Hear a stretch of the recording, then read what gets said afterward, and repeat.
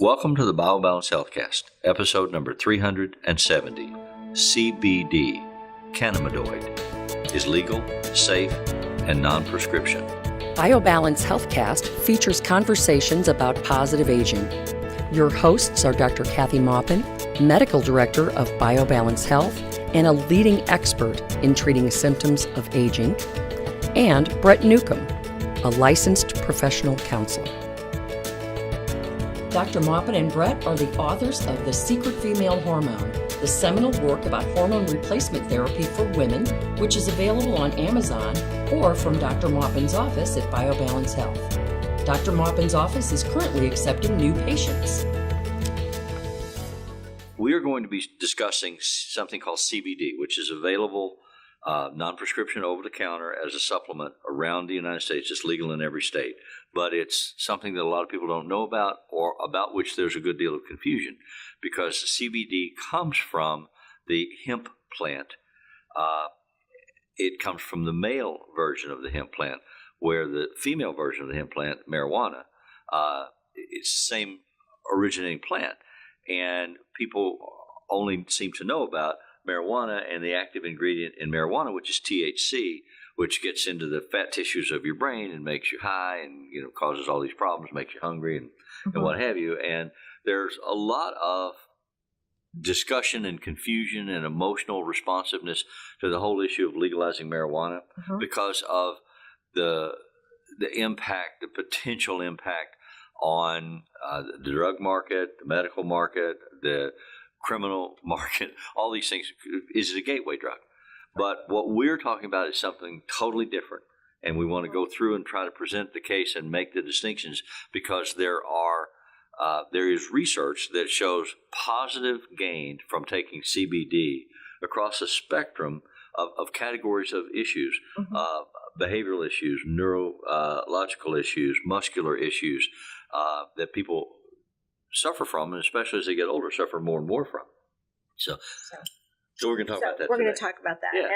And CBD is, as we said, not from the same sex plant. Right. It is from a different hemp plant than THC. So we have to make sure that really rang true with me, to say these are separate actual plants that have a separate secretion, or they contain a separate entity that do opposite things. So CBD is very opposite to THC, and that's very common in plants. Often we see that one part of the plant does the opposite of what another part of the plant does, like leaves versus roots. So we want to make that distinction, because we don't want you to lump it into CBD into something that would cause addiction. It doesn't. In fact, we use it to prevent addiction. It is the opposite of what THC is. Whether some people believe THC is addictive or not is still under question. However, people who use THC do tend to need THC to fill some of the neurotransmitters in their brain so that they feel normal. The bad part is it also makes them unmotivated and unlikely to go to class, unlikely to go to work, makes them very hungry, and causes them to eat junk. Well, our bodies naturally make a substance called endocannabinoids. These are endogenous. That's where endo comes from, which means they are created within. And as we're younger, when we're younger, our body makes what we need. And as we age, along with so many other things like hormones, it makes fewer and fewer endocannabinoids. But our body is replete with receptor sites, both in the brain and throughout the body, bone tissues, nerve tissues, with receptor sites for cannabinoids. And so if we take the plant version orally under the tongue with the CBD, then it restores what our body's not generating. Right. It provides us with what our body is used to having and needs, and works positively for us in so many domains. And if we don't have it, we have a lot of symptoms, right, like insomnia and aches and pains, and many of the symptoms that are also attributed to low testosterone.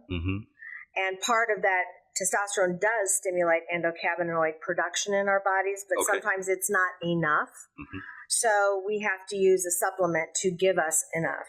So our bodies are giving us symptoms to let us know that we don't have enough of something. That's what symptoms are all about. They're a warning to us. And the challenge has been to find what provides that, what will replicate what we need so that we don't have the symptoms.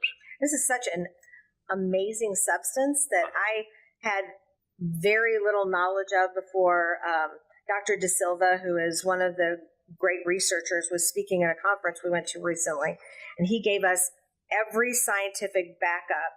And we aren't going to do that to you, but he gave us every research article and every different neurotransmitter and receptor and how they work exactly. We're going to give you the overview, but this is such a one-stop shop for making you feel better as you get older. And let me rephrase this. Some people who are stressed or have gone through chemo or have had a lot of terrifying treatments from medicines that have really stressed out their bodies, or even abuse, actually use up their endocannabinoids. So they need this earlier. So I'm not saying that this is just for old age and all the aches and pains and depression and weight gain and that type of thing that happens as we get older. It can happen to younger people too under the right circumstances. So this is one of those circumstances where you can use it for all ages. And it doesn't have safely. negative side effects. No, it doesn't, which is just amazing. It's not addictive. It doesn't cause something else to fall off the rails and go bad. So there are no identified negative side effects to CBDs.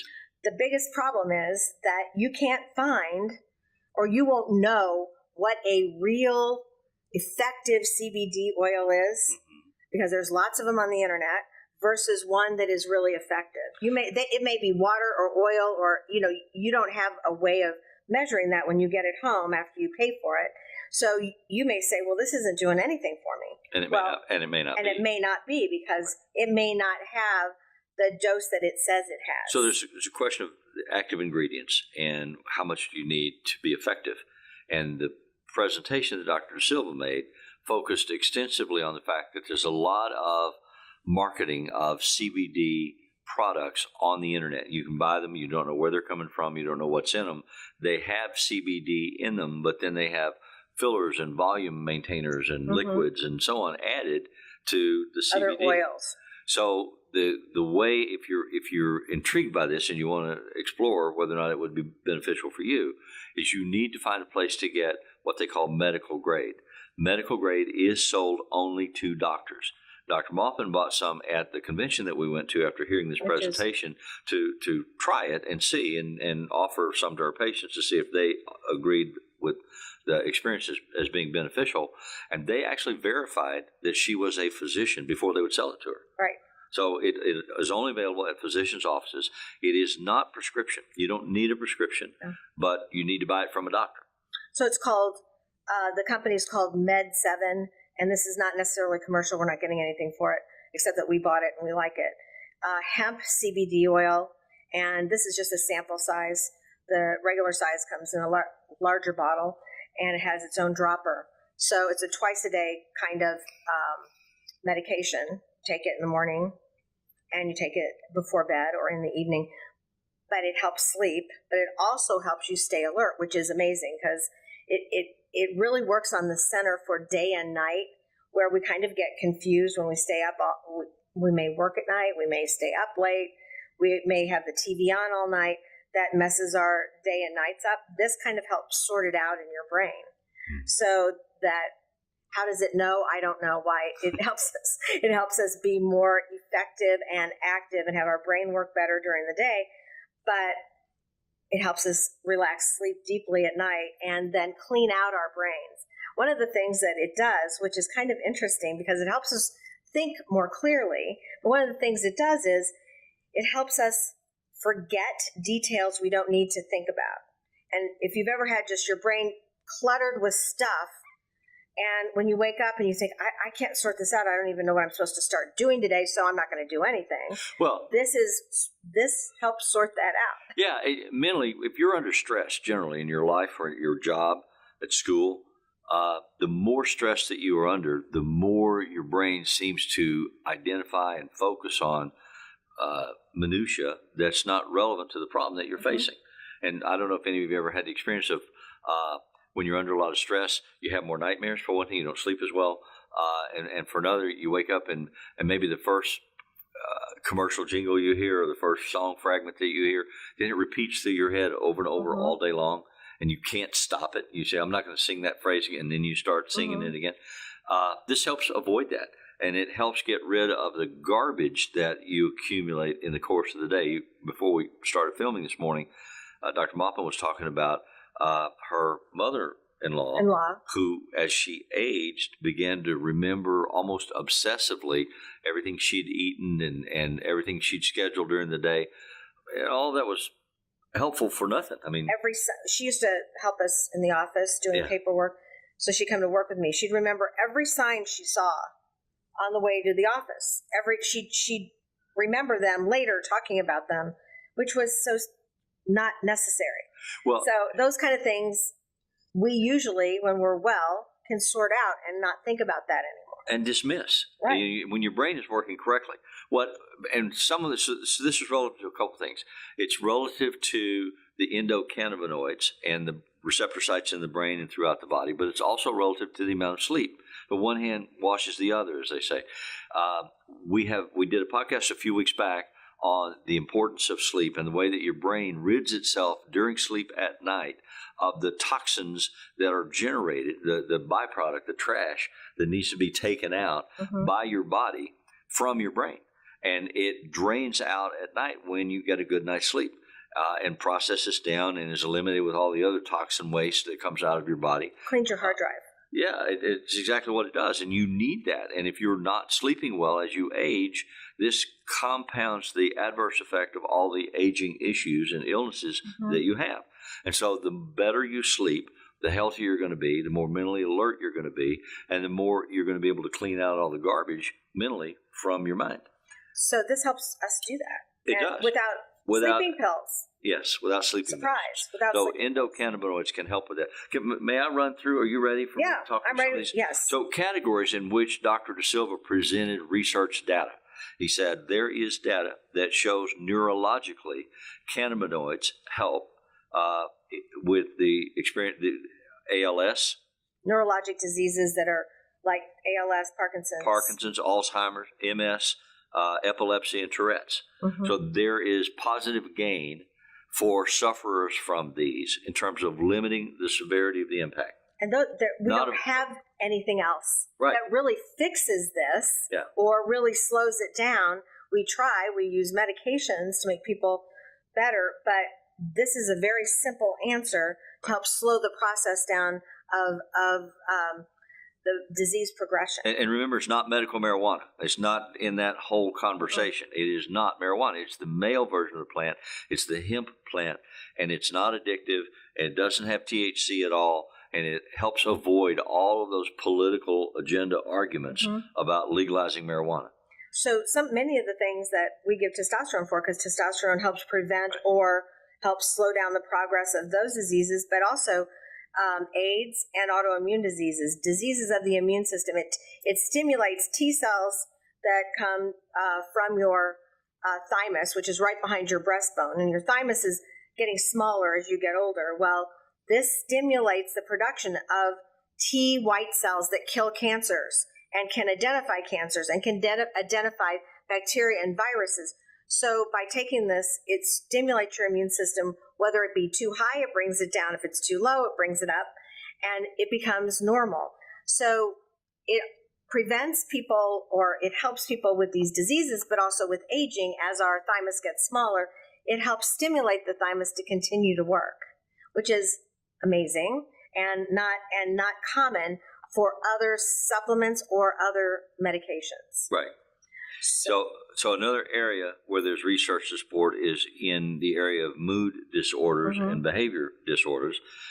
There is research that recognizes a beneficial impact on anxiety, stress, OCD, PTSD, depression, ADD, ADHD, all of those reactive kind of emotional disorders or mood swings can be moderated some without additional medicines for which there are negative side effects by CBD. Many of these are related to neurotransmitters that are insufficient in our brain. Mm-hmm.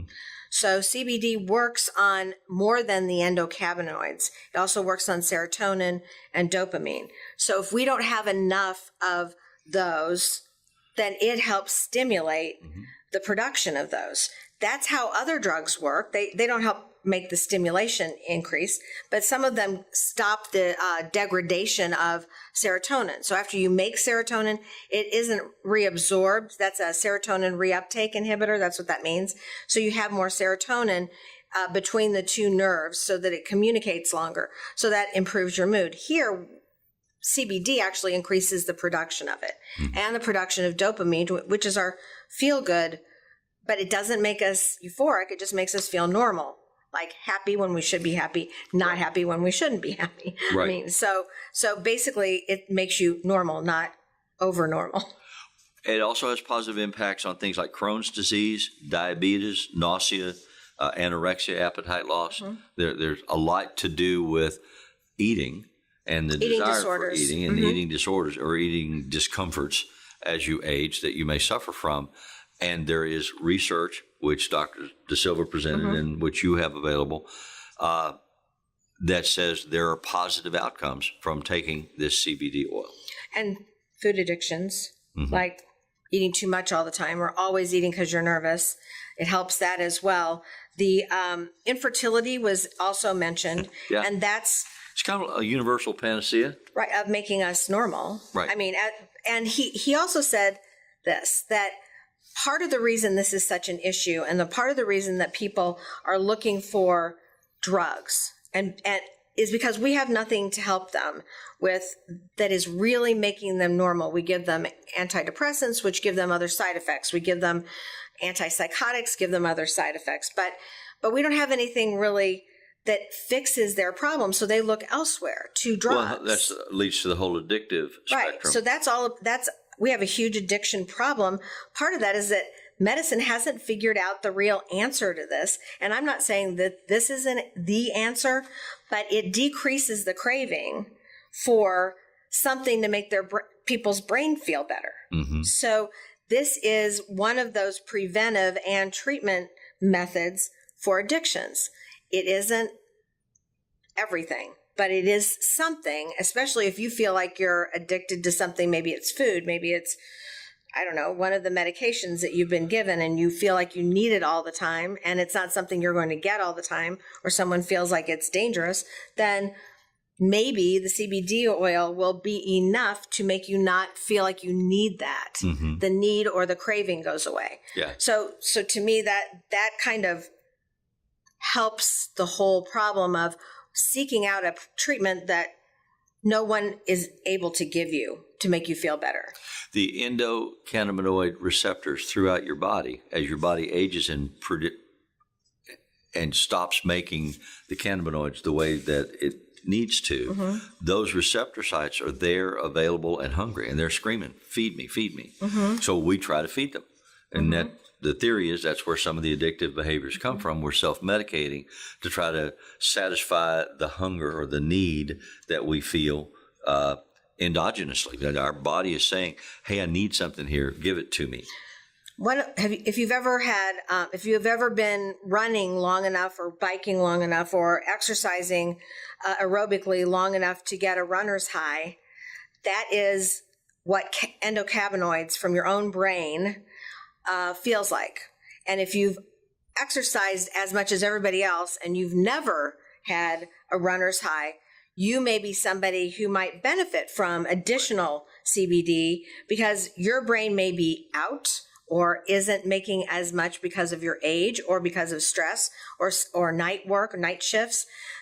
That may be a good sign, but obviously you have to run enough. You have to run miles to get that high. Right. That's why runners get the secondary gain of running. Right. They feel great when it's over. I have never felt great after exercise. I mean, I feel thank God I don't have to exercise till tomorrow, but I don't feel like, oh, good, I feel so much better. I've never gotten that.